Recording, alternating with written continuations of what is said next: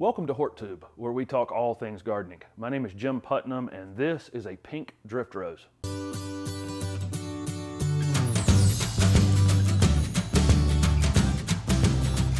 This is the low maintenance, disease resistant, ground cover pink drift rose. My experience with these pink drift roses is they actually seem to grow flatter than almost all the other ones. I think you could probably keep this one a foot tall, but it'll reach 1.5 feet or 2 feet in time if it's not being pruned on, and probably 3 to 4 feet in width, but could be maintained narrower than that. Like all roses, these drift roses are extremely cold hardy. They can grow all the way up to zone 4 and down to zone 11. Once established, these drift roses can actually put on quite a bit of growth in a single season. They'll probably put on 1 foot in width each year, but not a lot of additional height. Roses are definitely sun-loving plants. These need at least 6 hours of direct sun every day, and full sun would be absolutely fine on these. There are a lot of different uses for these drift roses. They make fantastic foundation plants in front of your other foundation plants. I wouldn't use them as the primary plant against the wall, but certainly they're fantastic for putting in front of other shrubs, and they stay low enough that they're easy to maintain that way.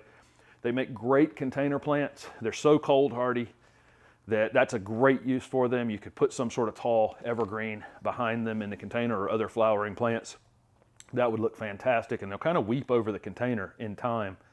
So that's a great use. Also mass planted. And this one, like I say, I think we can keep this one lower than the rest. So any other rose, disease-resistant rose, like a knockout rose or any other drift rose that you wanted to put behind these would look great. Of course, the primary feature of these roses are the roses, and these have just absolutely tons of these single pink flowers on them, and this thing's absolutely loaded to bear. The flower buds on this one, and a lot of these drift roses are like this. The bud is one color and the flower is another color. These buds are almost red, and then the flower opens pink, and it's neat to have this two-tone appearance on the same plant, so I really like that. These will cycle through several flowerings during the summer. It'll kind of do into full bloom. It'll have a few residual flowers on them in between, but for the most part, it's an on-off kind of a thing, and when they're in full bloom, they're really very showy. Of course, it has tremendous disease resistance, which is one of the main keys to these, and then, of course, the height. We just don't have a lot of shrubs that we can keep below 2 feet in height, so that's just absolutely fantastic for these. I've included planting instructions for woody shrubs in the description of this video. I don't think you're going to have any problem with these. They're pretty tough woody plants. It's very easy to bury ground cover plants in mulch when you're mulching. So after you mulch, make sure you go back and pull the mulch back from the base of this plant and make sure you can see where these stems enter the ground. The first year your drift roses are in the ground, you're going to want to keep a close eye on watering them. You can stick your finger down in the ground a couple inches and check them that way, and if they're dry, drown the space around them and then let them dry out. These are very drought tolerant, but if you let them become dry, they flower multiple times during the growing season, and if they become dry and stressed, that will definitely limit the amount of reflowering they're going to do. So this is a plant, although extremely drought tolerant, that I'm probably going to check on even after it's established to make sure that it doesn't become stressed. The best time to fertilize these drift roses is while they're still dormant in the late winter, before they start to wake up. And any kind of slow release fertilizer for roses or for flowering plants would be fine on these.